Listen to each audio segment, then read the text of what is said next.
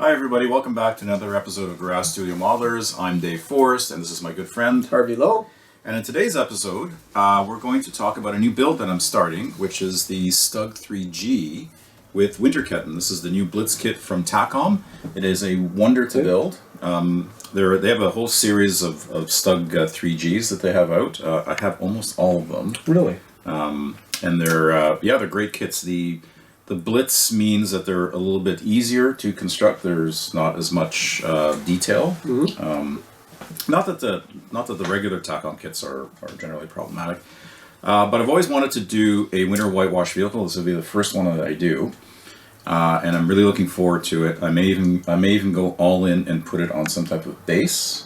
Oh, right, so with some groundwork, so that and may crew happen. figures, perhaps. No crew figure. Let's Which kit is the one that has the crew figures inside? that's the position. I think it's the border models. That's cool. Yeah. Now you have all the Stugs. Have you gone over all of them and said this one's the best? I think this one is the best. And because? Just because of I think the level of detail, the accuracy, the ease of construction. I have a couple of the old Tamiya kits, the Stug 3Gs in my stash. Mm-hmm. I haven't gotten to building yet, but this is fantastic. Wow. It's very easy. The link and length tracks are beautiful. On this one, I've decided to add a few things to it, which I'll get into in a minute. All right. But out of the box, you can build a very nice Stug 3G. Wow. They're gorgeous. They're gorgeous little kits. They give you they have everything you need. Like you get the grills, you get some of the photo etch details. You have the molded on clamps that you can just kind of drill out the handle part to make them look realistic. A little bit more realistic. But yeah, they're very nice. And no one's ever said there's accuracy issues, correct? Like, some people, this one's really wrong. No. Okay. I know, and I haven't. To be honest, I don't follow. But from my, and I'm not a Stug expert, but from my limited knowledge, from my amateur knowledge, I think they're nicely done. I see all your accessories here too, David. Yeah, so we're gonna put some. We're going to put a little bit of detail into this. So we've got, and we'll get into a little bit more detail when we get to the close-up shot, but we've got, I guess the most prominent thing is this new matlet with the canvas covering on it already, cool. or the tarp on it. I'll talk a little bit about how to approach that. We'll talk about spare tracks and the fact that I'm sacrificing some aftermarket for spares, and why I would think that's a good idea to do. Okay. There's a bunch of 3D printing has revolutionized the hobby, so there's a lot of details. I've got some workshop details here, some buckets, some funnels for fuel and oil, some tools. And where did you get these? Those I ordered online. I think I got them from B&A. Workshop tools. Yeah. It's very, very cool. Yeah, so the amount of stuff that you can get that's 3D printed is amazing. And that's a whole other debate in the hobby, but we'll do you remember the old day? All those things would be like almost hand-casted molds. Yeah, or photo etched. Yeah, photo etched. Which too flat. It really has. I really do. Yeah, I'm not a big fan of the photo etch. And then there's this little set from Elephant that I used for toe clamps. So some of the brackets and clasps for it, which really enhance them all. Also 3D printed. All 3D printed, and we'll talk a little bit how to get them off off their backing. There's some nice tool clamps here from MJ Miniatures, which I've also used, and we'll talk about kind of how do you prep the kit part for adding that. And just the overall approach, the nice little fire extinguisher here from Panzer Art. This canvas thing I was talking about earlier is also from Panzer Art. And we're going to throw some stowage on this. Where's the muzzle brake from? From the kit? Yeah, so a good point. The barrel, the metal barrel and the muzzle brake are from the kit. I'm probably going to replace those with something. Even the metal barrel? Yeah, maybe. Oh, why? Because, I can understand the muzzle brake. Sometimes they have fine seams. But if you're going to order something and you just, you know what I mean? Like, you may as well. Yeah, buy the whole thing. Which brings me to my next question, sir. Do you buy, when you build a model, do you buy every accessory for this? Or are there somewhere, it's out of box, I'm just going to do out of box. But this one seems like you bought everything for it. Well, this is all stuff I had. So I didn't actually buy any. This is all stuff that I went through my massive stash of Aftermarket and pulled all this stuff from that. But yeah, sometimes I will, depending on the build, if there's new sets. And some of the Aftermarket stuff you kind of have to get when you can get it. True. right? Or True. decal sets you have to get. When Especially decals. Decals. Especially those. Decals. Yes, especially those. I find that a lot of manufacture for decals, in particular aircraft, you're like limited. And then once they're gone, they're gone. And you put them in, I put them in Ziploc bags to protect them. And sometimes, those things that keep dry goods dry, I forget what they're like, silicon something, those silicone, packs that you get with electronics and I keep those. And I throw them in where the decals are stored in a box to keep them dry. That's a good idea. Actually, I should think about doing that. Yeah. What else did I want to talk about? Oh, the paint scheme will be, like I said, it'll be a whitewash, whitewash. So we'll just do a regular Panzer yellow. We'll modulate that, and then we'll go over it with the whitewash. We'll do that on camera. A lot of weathering, a lot of stowage. On the topic of stowage, this is where references come in real handy, because I was kind of agonizing about the fact that in the kit they give you spare track for to kind of loop on the front here, to drape on the front these glacis plates or whatever they're called, and along the back as well. But they're different types of tracks. Oh. So they're not the winter winter ketton. They're the regular tracks, but they have the hollow guide horns. And I'm like, well, that's not make sense. Would a vehicle with stowage, would it have different types of tracks? And the answer to that is a resounding yes, because they would put anything they could on there for extra armor or spare parts. And there's several pictures in this book by Pecco Publishing. I think this is one of 5 volumes they have in the Stug. 5? Yeah, so I'm embarrassed to say I have all 5. But this is the one that I found was the most compelling. And there's lots of great reference shots of Stugs with all kinds of different tracks, and how they were affixed to the vehicle. So having these types of references are, and I know that like today with the internet, the world's your oyster in terms of pictures, but it's nice to have these. I'm old fashioned. I like having a book in my hands, looking at it with a and a hardcover book. I like hardcover books. Yeah, hardcover books are nice. I'm old school too. I like to have the book. Now they take up a lot of room. And you can see here, like this is, and maybe we'll get a close-up shot of this. But you can see here is just like and they just threw like 3 lengths of winter ketton track on the front here for some improvised added armor. I presume that they could also use T-34 tracks. Whatever they could find, and you see evidence of that, right? I think there's even pictures in this book where there's some T-34 tracks that they put on. So all I have to say is that after doing some research, like mixing and maxing or matching of tracks on a vehicle for extra stowage, especially Eastern Front German, that's cool. Very prevalent. Now back to this, you've built this whole model. Everything is glued, including the wheels and tracks. Well, the upper superstructure is not. Okay. And I just have it just kind of sitting on it, which again it talks to the fit of this, right? It looks like it's all together, but it's not. But the tracks and the wheels are glued in place, and I will. You're going to weather them all, really? Yeah, which is what I usually do. Yeah, and we'll show that in a subsequent episode. Okay, because we talk about that. I don't. I do but it is a lot of work when you do the track separately and the wheel separately. Yeah, but you don't see it. That's true. So if I pull this off, like under here, like you're not going to see anything. You're not going to see those tracks. Yeah, that's true. So as long as I get in there with good primer, and I'll prime, because I'm doing this in a Panzer yellow, I'll prime it in a dark brown, which is roughly a 50-50 mix of Mr. Surfacer black and mahogany. Well, you mentioned earlier, and people watching the episodes on the Sheridan, you suggested not to use the mask for the rubber portion of the wheels, and I did, and you're right, it's quick.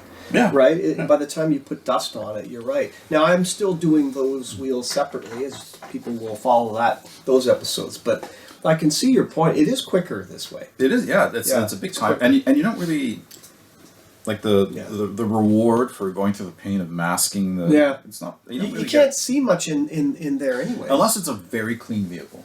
Right. If it's a very clean vehicle, then it's probably worth masking everything off. But, but this will be far from clean. Yeah. There's a lot of mud, and there's also some snow products. So I kind of picked these up yesterday from our good friends at Sunward Hobbies. Some AK snow and ice sparkles. I have like micro balloons and stuff in my stash as well. So we're gonna put snow on the tracks, parts of the vehicle. Cool. All right, that's risky, because if you put too much, it does horrible. Less is best. Yeah. Right. Yeah. Remember when you were a kid, you'd build like a winter vehicle and you'd get that. Remember that snow you would spray on the Christmas tree? That fake snow. That, You just that foam. Let's spray them all with that. While we're on that topic, one of the favorite techniques back, I remember when they, what is it, scale military modeling back in the 70s, is you'd let the gunk sit at the bottom of your thinner jar. And you just let it sit there after cleaning brushes, and you use that gunk as a weathering thing on your model. I remember that was such a cool technique. Yeah. And you'll see on the episodes on the Sheridan, there's just so many weathering products I use now. The key is, where do you stop? Do you add? How much do you do? Yeah. The key is, you got to know when to stop. Well, that and there's some, but all the products out there really just, again, I keep coming back. It's a matter of convenience. Like you can do all the weathering with oils. And maybe if you want a little bit of texture pigments. I agree. Yeah. Like even like I love the that dark brown acrylic paste that I used to kind of use. On You the other love side. that stuff. That's convenience. I prefer oils, but we'll talk about these. And oils you can get very targeted with and very subtle with, But back to this, that looks great. You had this. Now you left this unglued just because you're not there yet, or because I got to glue this. I wanted to talk about how I'm going to fix this and the whole process for that. Right. And I got a little bit more work to do, but it's almost it's. But essentially, once that's glued on, you just weather. There's no other sub-assembly you're going to put on top, which you're painting separately, right? This is it. Except for stowage. Yeah, like maybe some of the stowage. Extra track. I'll pull those off and might weather those separately. Right. Or I might do them on the vehicle. I haven't figured that out yet. And I'm still figuring out, like I haven't put on the tow cables yet. Yeah. And I might not. What I might do is these are beautiful 3D printed clamps. I might use those and then just put the cables in haphazardly, because you see that again. You do, yeah. Going through your references, you see evidence of that. So so there's still a few decisions, but I'm 80% of the way there. So question, are you doing a vehicle specific in the book to this, or do you just kind of like... No, it's kind of a collage of vehicles. Because they were, right? I mean, you didn't take every photo of every vehicle. No. Right. And it's, I think the only markings I'll put on it will be the crosses, and then everything else will be, I think, unless maybe in my research or in my... I'll go through my decals if I find something that, specific vehicle that I want to do. But I think this will just be a collage. Yeah, because I think I'm not a huge expert on German armored, but they didn't have the extensive serial numbers like Allied tanks did, right? So I know that if you're doing a specific vehicle, if it's Allied, like a Sherman, if you want to, you could. You'd have to get that license plate. You know what I mean? How far do you go? But again, on the Eastern Front, they just schlep stuff together. Yes, they would recover parts from different vehicles. They would, so it's a bit of a mission just to get the whatever they could operation in the field. I think for me, the only time that I would choose a specific vehicle if it was really, really unique, either as a diorama or vignette setting, or the vehicle had such a weird modification, then I would stick to that photo and do that. Right? Yeah. But you're right. If it's a generic vehicle, you can kind of... There's lots of reference out there. I could pick a vehicle out of here, but... Right. And I haven't found that specific vehicle yet. So unless something changes, maybe I stumble across it, but if I don't, it'll just be a collage of different... That's a good way to say it. A collage of different vehicles. So, so I guess what we'll do is we'll switch over to the close-up view. I'll go through a little bit more detail, some of the stuff that's on there. And then we'll go through the exercise of putting on some of the 3D clamps and how I detach them and what I used to put them on. Okay. All right. Okay. So let's get into the details of this. So let's talk about this. The first thing we'll talk about. So I'm just going to pull this off. It's not, as I mentioned, it's not on. Is this piece? So this is a tarp covered mantlet from Panzer Art. Panzer Art. Yeah, and I think I just picked it up at so it's resin cast. I picked it up at one of the shows, I think, and I think I picked it up for a fairly good price. There are some on the back. I did sand this flush, and I just filled it in. There were some bubbles and whatnot. Not that you see any of this because it's going in, but there were some, there were some minor imperfections on the sides. So I just did with some putty. I just got to clean those up, and the kit it kind of mounts the kind of the reversing mechanism on this thing. So I'm not going to do any of that. Yeah, I can't see it. And this thing just kind of slides in here, like so. So when so this isn't glued on. Let me pull these tracks out. These aren't glued on. We'll talk about the tracks in a second. I've got this little hammer in there. While you're pulling those off, are you saying that you had to sand that flush only so that it could fit in better? Yeah. Yeah. That's the casting block, though, right? Like you didn't have to take a saw and cut any large. No, it all it came largely like this. Yeah, It just there was a bit of a lip on it. Yeah, just to sand it right, flush and right. straighten it out and deal with some of them. Now, just a note to the viewers: if you have resin with large casting blocks, do that with a mask with water and do it outside. I have a little mini table saw that I got. I think it was from Micromark, and I use that for cutting large. And of course, watch your fingers, because those casting blocks can be fairly large. But you're saying that the casting block here, it's very minimal. Then you can just sand it smooth, fit it in. You don't have to take a saw. Yeah, very easy easy process. Yeah, so but I did wet sand it. Yeah, of course. Yeah, just absolutely. to keep the dust down. Yes, That is nasty stuff. So if I flip this over, I see. So what I'm going to do is I'm just going to put a bunch of CA glue or maybe 5-minute epoxy in here, secured in place, and then that'll be done. But you can kind of still see down, like there's this. You can see through it. Well, you can't see through it, but there's a gap. There's a bit of a gap there. So I think what I'm going to do is just make a small tarp. Just to fit over and drape over this part and kind of fold it into the sides here. I'll do it out of probably milliput. Right. So I picked this up yesterday. Just a small little tarp, just to cover this up. And you can see that again in some of the reference pictures where the crews would have put stuff in here just to prevent snow and ice from getting in and jamming up the. Got it. But in reality, it could have been like that with a gap there. The tarp? Maybe, I don't know. Maybe it looks odd because you have all of a sudden it just comes to this sharp end. Yeah. So it doesn't really look natural. Flip it over again. Now there's some things like when I add resin parts and I want more strength, I would put like a styrene sheet there and glue it to it on the inside. But you don't have to do it, right? It's not a bad idea, actually. Right? Yeah, maybe that's what I'll do, and just so that it's just something else to anchor it. More, because you know how you just don't want to anchor it. Yeah, so right. That's a good point. So maybe I'll add something there to do that. If you were to build that kit with the hatches open, could you still do the breech with this resin part? Using the resin? You could. Yeah, there's some surgery, and I was debating doing that. Like, not that there's a lot to see in there, right. But I was debating having it so that I could keep it. But it's no, okay. I didn't bother. But you could, yeah, you could do that for sure. So So this is the kit. So all I did is I just kind of fixed this in here with a little bit of blue tack. So I just put a little ball of blue tack, just put this in.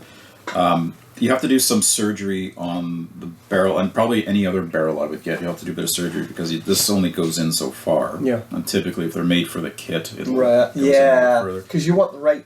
Yeah. So I just have to cut. So I just have to cut the... I can probably pull it out here and show you. And you can see here I kind of marked it off. Yes, this is how far it has to go in. So this was a lot longer, so I just cut that with just a little razor saw. Yeah. Right? Yeah. And you can see it's actually with white tack in there. And the reason why I put this in is because when I'm situating it, so you just kind of eyeball it to make sure it's relatively straight. So when I'm putting it in, I'm just looking at it to make sure that the gun is kind of more or less pointing. And again, like there is a bit of play with it, but just more or less that it's pointing straight, and just to get the side angle right. Now the side angle, that means that this resin piece here has the gun at an angle that is set. You can't go up and down. You can a bit. Oh, you can a bit? A tiny bit. Tiny bit. Like right. Elevate just a tiny bit there. I can do that, right? Okay. But I'll keep it. It's more cool. or less, it's very nicely cast. Look at the folds. Yeah, Panzer does amazing resin stuff. They really do. So anyway, so that's this. So I'll work on that a little bit later today. But I just wanted to walk everybody through the process, and I'll kind of I'll probably have all this buttoned up and primed the next time we see it. But maybe what I'll do is I'll take a picture of what this looks like. I'll send it to Robert and show him in the next episode. So that's that part. Then we can get to all of the the tracks. I was talking about Jay. These are aftermarket tracks from the Kaizen, and I've used these before. They're great. They're beautiful. Like for plastic, like no seams, very easy to put together. Like these little ends here are hollow. You can see through them. Right in the kit, they're kind of closed. Like they're kind of flashed in. They're workable. So the question is, injection. Why would they're all injection. So why would you sacrifice these beautiful tracks just to put a series of spares on? And my reasoning for that is, if I have a choice between using these as spare tracks on a kit versus running gear, because there's going to be so much mud and stuff on the running gear. If the kit supplied link tracks are decent enough quality, that's good enough because there's going to be product on there that's going to obscure some of the some of the detail. You're not going to have that same level of product on here, right? So you're going to see this a lot more, right? So that's why I don't mind sacrificing, some of the like you could do one vehicle with this, or you could do a series of you could support a series of vehicles in terms of extra David, tracks. it's not a sacrifice if you do 8 of these and you have these as spares. Then it's not. Yes. Do you know what I mean? Exactly. But yes, but aside, and the same thing with these, right? Like these are the ones that will go on the kind of the back. Which one are these? Model casting? Yeah, these are model casting, right? Like, again, I picked up at a show for a great price. So I'll use these as spare, and again, these will support other vehicles. So, and there's so much like the World Series are now with tracks. Like there's so much 3D, like 3D turn tracks are gorgeous. Okay, so speaking of 3D, I came across this and I thought, this is kind of a blast from the past. This is like a detail set for the Stug 3 from Model Casting. Oh, nice. So this is all injection plastic. Nice. And this is the best you could get before the advent of 3D printing. But that's still nice, though. It's very nice. And you have, so these are the same, and I don't know how well the camera's going to pick it up, but these are the same kind of tow cable clasps as you have here. But you put them together. So I'm going to put... I'll put some of I might mix and match just to have something different, but again, the world before 3D printing, right? And this is like really gorgeous stuff, and it still holds up well. A little bit of flash on it, but that's easy to clean up. Holds up well to today's new technologies, right? I do find though that 3D printing is it's where it's at. This stuff can be brittle, right? Compared to the injection, it can be brittle, so you got to be careful. It is, and it's funny. So I got this set from Elephant, and you get a big box like this. But look how small this is. Wow! Wait a minute, that came in this box? Yes. And there's nothing else in here? No, aside there was like maybe little foam popcorn. Really? This is it. Do you ever remember as a child you used to look for that prize in the cereal box and you're scouring through the cereal and there's the little toy at the... Anyways, those are my bad memories from childhood. This kind of brought those back. Look at that, eh? That's why the big box. I don't know. Whoa, look at that. Yeah. So I was trying to figure out, I have a bunch of these little boxes. Yeah, but see, here again, bring that injection one back. So you look at this one and you look at the injection one, like, you got to be really skilled to cut that out. And we're going to show how to do that. Right. Whereas this one is just out. So they have their advantages. Yeah, these things are very brittle. So, and it's funny, like they give you, so they say this is for 2 vehicles, 2 tow cable clamps and brackets for Stug for 2 vehicles. Okay, 2 vehicles, that's great. But and they give you exactly, because each vehicle has 4, so you have 2 vehicles for the actual clamps themselves, and then you have these little brackets that the tow cable will kind of fold into just to support them, keep them in place. But they give you a lot more than, like, you need 4 per vehicle, and they give you what, 15? And I was like, why did they give you so much? Well, I found out why. Yeah, because they're almost impossible to take off without breaking them. Right. But I find the best way to go is to use a razor saw, and you use the kind of the finer end of it, and let you do it. And you just kind of line up. Because I'm going to take this one off here. So I'm just going to line this up, and I get it as close to the part as possible. By the way, viewers, this is a hobby. This is a recreational hobby. Yeah, usually I have like... and we're sawing little bolts off resin. Yeah. It's not so much of a hobby. This is mildly terrifying because you don't want to break it. Yeah, right. That's why the old style, if they made those bolts and injection, there you go. It's quite easy to... Yeah, that is true. Usually I have some very calm music. I might have a cup of calming tea. As I'm calming, you know? No, not exactly. To be honest with you.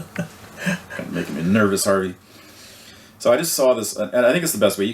They say you can either use a sharp scalpel. No, it's too brittle because the stuff breaks. Now, one thing I'll continue sawing in a second. So this came fairly protected with this Right. with this protecting thing here. So I just cut off with nippers. Yes. Just so you can get at the parts, right? Yes. Now we can get back to the sawing. While you're sawing, if you're cutting large chunks of resin, don't use your god hands. Don't use expensive. Use something that's a little more exactly. less precise, so that you don't dull your god hand snippers. So this stuff is pretty brittle. Yeah. But you know what? Having said that though, this stuff is surprisingly resilient. Like it's tough. It's true with the current types of resin out there, and I did recently purchase a 3D printer. It's much better quality resin.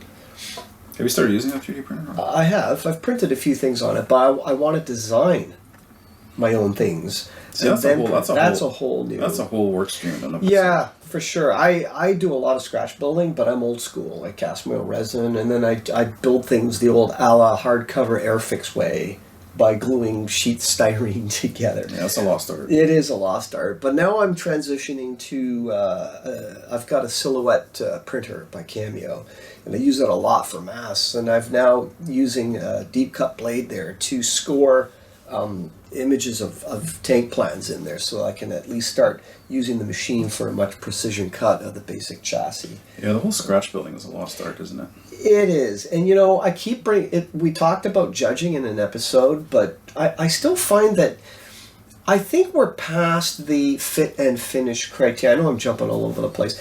As the only criterion judging, I think we're losing the whole notion of complexity, scope of effort, because they're all in the same category. Well, that's the problem though, because not to go down the rabbit hole of a judging conversation, but that's where inexperience comes into play. Yeah, you're right, because they'll just look at fit and finish. If you take that while you're sanding, so that luckily just popped off. Oh, great!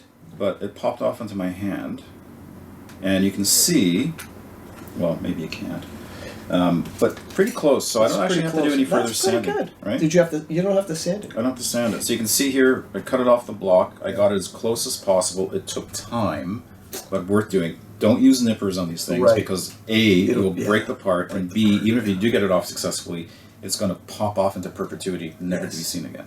So back to the judging comment we just made is applicable here, Dave, because while you're doing these little clamps and you're putting them on, it's requiring you the extra effort to go that route. That's right. But if you had another kit, maybe not this one, or you didn't replace the clamps, and you just built the model a la the clamps that were molded on, it is easier for you to win because it's fit and fit. Right now, you're risking that little clamp having a little miscut or a glue mark. That's what I'm saying. Right? That's what I'm saying. So I think the fit and finish criteria is actually doing a disservice to modeling because it's a disincentive for you to do this complex type of modeling. Yeah. Just saying. I'd be interested to hear people's comments. Yeah, for sure. But this is fairly easy to do. Okay. Because all you're doing is just cutting a part off, putting it on. Putting it on, yeah. Right. As opposed, like if this was in the old days, where you have to use a photo etch. Yes, a little bit more skill in doing that. Yeah. Right. Putting that on, a little bit more risky. Yeah. But yeah, you're right. And I think again that goes back to if you build and you judge, you typically and you're an experienced builder, you know one kit from the other. You know like a vacuum form is going to be way different. It's never going to look as good as a state of the art kit.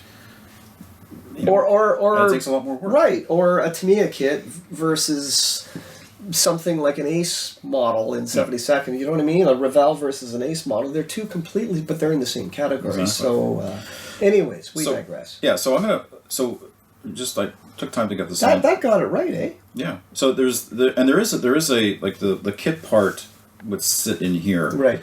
But this will be, I think, just big enough to cover that's great. That. Right? And you can't see it. That looks good. That's great. And you didn't even have to sand it. No. And then what I would do to fix it in place is I use this stuff, this MIG ammo cement, extra thin cement, and I think this is similar to the Tamiya, but not this one, but there's another one that they have that's a different green cap that instantly bonds. So this takes a little bit of time. This is really fast. But this will use bond styrene to resin? Yeah. And there's no other need for any type of other glue? After that? Well, you may want to secure it. I see. But if you like, I can just touch this and it'll secure it enough where I can. Yeah. Right. But what I might do is I might use something thicker. Right, because it's such a small part. You want to get it right into the position. Yeah. So what I might do is I take this off. And while you're taking it off, in a situation like that, I seldom use super glue because it's instant and you can't move it. Yeah. Whereas you could use 5-minute epoxy. Well, right, or use a little slower setting soup. So I just put a little thicker, almost gel type glue. Oh, okay. And it's a slow setting glue. You need glue. the slow setting to position. Like you can do it with. That's why, like if you did fix it with the thin, extra thin cement, then you can go at it with the the thin crazy glue. I can't believe you're doing that small part in this garage. I need a little lamp. Yeah, I might regret doing this. Yeah. So I'm gonna put this in here. Try and get as much of it as possible. And again, if there's extra that gets out, I can use the bonder to remove the extra bits. But that looks pretty good. Let's put that aside. Tow, cable, clamps, and brackets. Yeah, the big box for the small one. It is. So this is, and again, when I secure it, I'll secure my hand. Not the steadiest. Oh, that's not quite right. You do have a steady hand. I'd have to use a light. And that glue allows you to move it around a bit. Yeah, it'll stay. That's pretty good. I think that's good enough. It's off alignment by about 1/3 of a millimeter, so good. you lose in the contest. That's good, actually. That's right on this. So we'll let that sit. Now, if I you can use the instant. Right, and then you can apply a little bit of instant to secure it. Secure it. But we'll just let this sit. So that again, so that's how easy it is to use these. That's amazing. These clamps. And where do you get these mini? I just a local hobby store. You Yeah. can get them, or you can get them. I'm sure if you. That's a saw, though, right? Not an exacto like sharp blade. That's a saw. That's a saw. Yeah, it's got teeth in it. Yeah, so you got to use the fine rate. It's like got there's teeth in it. There's a There you coarser go. side and the fine side. Use the Perfect. fine side for cutting these. And that's it. That's as simple as this stuff is. So we'll let that sit. We'll let that. But that's. That's great. And it's the same. We'll look at these clamps which I've used on, like here. These are clamps that I've used from this set. Oh, I see. So what I do, and maybe we'll. While we're here, so I've got my extra little spare parts thing. So for example, like the hammer I might just put kind of sitting in the back, kind of here. I might just put it. I saw a picture of that. So that looks cool. So I'll have to take off. There's a kind of a little holder here where the head of the hammer kind of slides into. Oh my kind of gosh. sand that off. Oh my gosh, that's But, tiny. But for this I'll put on the vehicle. And I'll put a clamp here, but the problem is, how do you get the clamp on, right? So again, same type of thing. Right. These are gorgeous. These are really nice. You can get them directly from MJ Miniatures, but B&A also carries them. You got quite a few there. Yeah. Well, you got all kinds. And then you can see, same principle. So I'm gonna take. Is there all this? There's something. So if you want, like the nice thing about these, if you want to have them open, Oh, I see. you can have them opened. So I'm gonna take one of these guys, And again, and using the saw. the same type of. And the nice thing about this is that it shows you on the back. It shows you how each of the clasps are attached. That's helpful. Right. So I mean that's a nice touch, MJ. Well done. Yeah. Well done. I have to give you kudos for that. I would think, though, that most of these clasps, correct me if I'm wrong, as well as the viewers out there, there's quite a lot for German Allied, but very little for things like Japanese vehicles and Chihas. You haven't come across any of them? No. Okay. You're right. It's either all Allied or Yeah, German. Nobody cares about the Japanese. Japanese armor, yeah. Cares about Japanese. We'll do an episode on Japanese armor colors that people keep asking. So This will be a little fine because this is a bit of a hollow piece. You could use water in there to increase the ability to cut through and provide a little bit of give, I suppose. Or do you just do it dry? I just do it dry. I mean, you could use water, I guess. So this might take a little while. Yeah. Well, while you're talking, you ever notice that when you're doing these types of things, you mentioned earlier, they fly on the floor. You know? That's why I have my thumb on this. Yes. Right. There So you go. so just support. Like I'm not pressing down on it. I'm observant. Just supporting. Yeah. Otherwise, it's going to fling. And when it flings, it doesn't just land at your feet. It goes in the opposite part of the room. You'll never see this again. You'll never see it again. Never see it again. Even if it did land at your feet, you would never find it. Step on it. Roll a chair over it. Yeah. Again, it's a recreational hobby. Yeah, it's supposed to be calming. But again, when you're doing that, you want to make sure that it's precise in your cut and precise where you glue it and locate it. Otherwise, again, as I said before, you better do it right or they'll ding you in it for judging. So just make sure that you take your time to do this. Yeah, so I'm just trying to cut because the problem is the blocks are at different heights here. So I'm going to try and cut. So maybe what I'll do is I'll just try and cut through these other ones here. I'm going to flip this over and do it from here. Yeah, you're right. I do find using even God hands on some of these is so brittle it'll snap apart. The same also applies to canopies, clear canopies. If you're removing the canopy from the larger, I'll call it a plastic acetate sheet, you got to be careful about using clippers. Otherwise, the break in the acetate sheet could have a break that cuts into the clear parts, and I've had that happen. Agreed. So now the other thing we're gonna assuming we get this off in one piece, we are gonna have to cut it because we have to get it around the axe handle. I see. All right. So now let's go back to the other. Now, while you're cutting, you prefer these still over photo etch? Oh yeah. Really? Because photo etch is too thin. Would you say? Is it too thin? I hate photo etch. Yeah, I do too. Yeah, unless it's unless it's like a grill or I can't stand photo etch. Yeah, I'm not too terrible with it. I'll never build a complex ship. Yeah, we have an episode coming up that'll coincide while Dave is standing with the my release of the 1/200 Yamato fine scale. We'll do a article on it. Come, I think it was September. We will have an episode dealing with the build of that 1/200 Yamato. And since we're talking about photo etch, there's a lot of photo etched ships for sure. So it is off. It is off. And it's fairly clean. Yeah. So we got lucky there. Well, Now... You do need a lot of luck in your modeling, David, I'm just saying. I do, actually. I have no idea. So now the question is, how do you get this around? Yeah. So you have to break it. So this is the second danger zone. The first danger zone is getting it off. The second danger zone... You have to break it? You have to break it. Yeah, because you have to get it around. Because you're not going to slide it over. Like, if I didn't have this piece on here, I could slide it over. But I need this piece because I don't have a 3D. And this is another one of those things where the kit supply part is good, right, for this little piece here. Okay. But the clamp, not so good. So here... Now here's where the controversy is.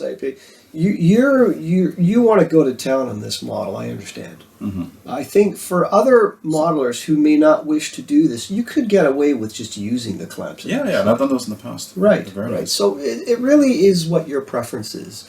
You don't have to add these 3D, right? But if you do, it is your choice, and it then adds some uniqueness to the model. That is for sure.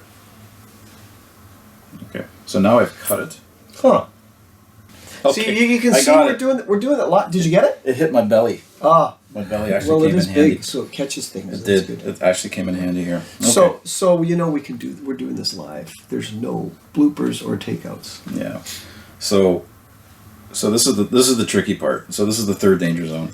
So now that I've got for a clamp.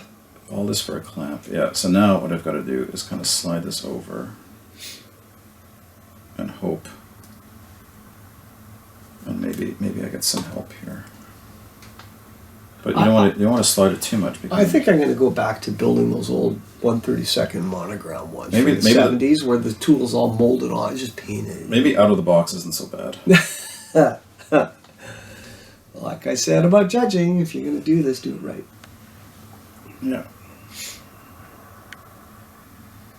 Okay, so let's see if I can slide this in here. Like so. So here's an example where if you are doing this, mention it in your notes if you do like to compete. I'm not saying that you all have to compete, because then you can let the judges know that there's additional complexity and scope in the model, and I think that should be taken into consideration. Even though the fit may not be 0.005 millimeters perfection, the fact that you're going to all that work deserves some credit. But that's just my humble opinion. I see what you're doing. And you'd use the same glue to attack it. Yeah. Wow, David. It's amazing you're doing this live on the camera. Come on, get on there. Yeah, the viewers are looking at this and say, well, gee, Yeah. this isn't such a good idea. Well, it does add, but again, I keep saying this, make sure that you do it right. And if you like this kind of fine jewelry-like work, then all the power to you. Otherwise, build it right out of box, Tamiya, Edward, whatever. Is that cut all the way through? I didn't cut it all. No. Okay, there it is. That's amazing what you're doing. I couldn't do it in this light. There you go. I see what you're doing. Yeah, so I'm just trying to bend this.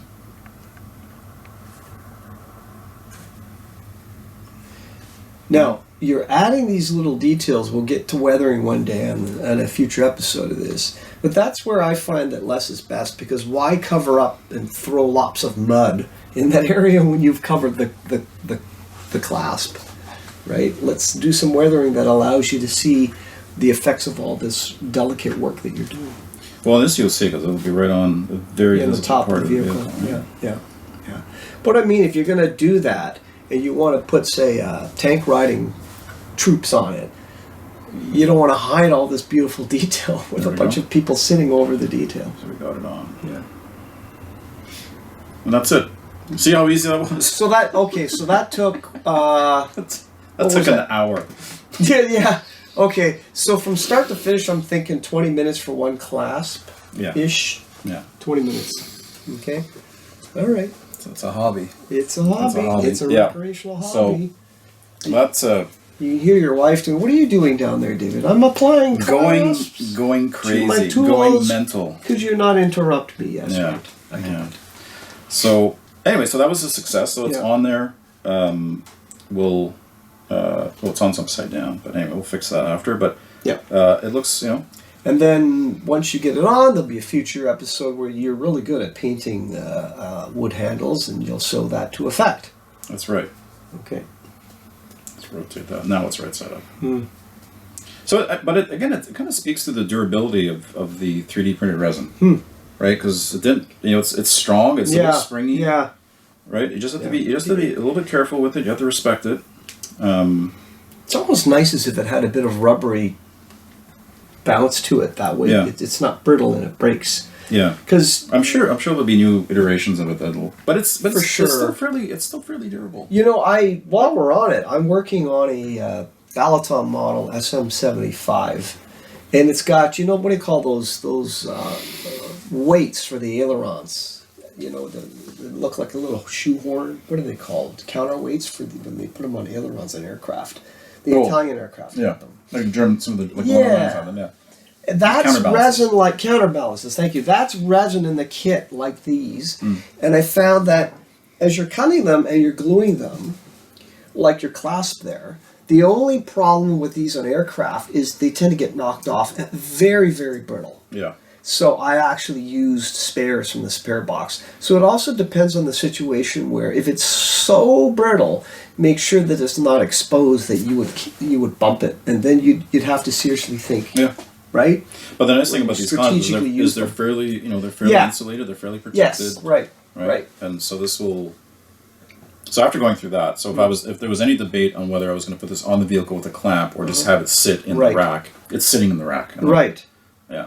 Do you realize that if by doing all this work, that ultimately you want this detail to show? Yes. So again, don't put a tarp over it. Don't put a soldier sitting on it. Make sure that the storyline is there and you can see the clamps and people look at the detail. Exactly. I've always said that the success of a model is how long viewers look at it. Yeah, how long you keep the eye on it. And it's always something like the stowage or something, or there's a little clasp, grease stain, something to keep the eye on it. Right. So I think that's it. So I'm gonna finish. So for the next episode, we'll have it all built. We'll have it primed.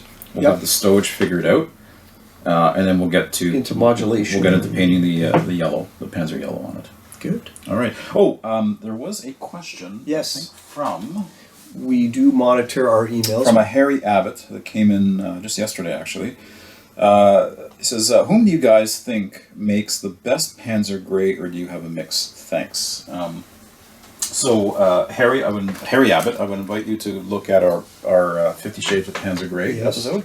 But the mix I like using is, I love the new Tamiya lacquers. I love spraying with them. I like the Tamiya Panzer Grey as a base, and I like lightening it with their Ghost Grey colors, because the Ghost Grey colors that they have a little bit of blue in them. Yes. And they just... They I like the blue tint. Yeah. Now, do they have that lacquer equivalent to acrylic? No, really? they have the Panzer Grey in acrylic, but they don't have the Ghost Grey colors. I see. Yeah. So that's what I just love that. But you could use the lacquer base and then use acrylic Ghost colors on top, no? If you can get them, yeah. Oh, I see. Yeah, maybe you get them from the AK range. I see, they're not available. I get you. Right. I get you. They're all available consistently in the lacquer line of paints. Yeah. But Harry, check out our Panzer Grey episode. We talk a lot about the various mixes and whatnot. There's also a modulation set that Gunsy has that I like using, Mr. Color set. Yep. Same type of thing, not as blue. I do find that with the German tanks, and again, I'm not an expert in those colors, but I like adding a tint of blue to them, just to give it that warmth. Yeah. So we'll call it there. So that's it for today. Thanks very much. Thanks for sticking with it. I know it was a bit long and it was a bit of a tedious process. But thanks everybody. Thank you. We'll see everybody next time around. Take care all. Bye bye.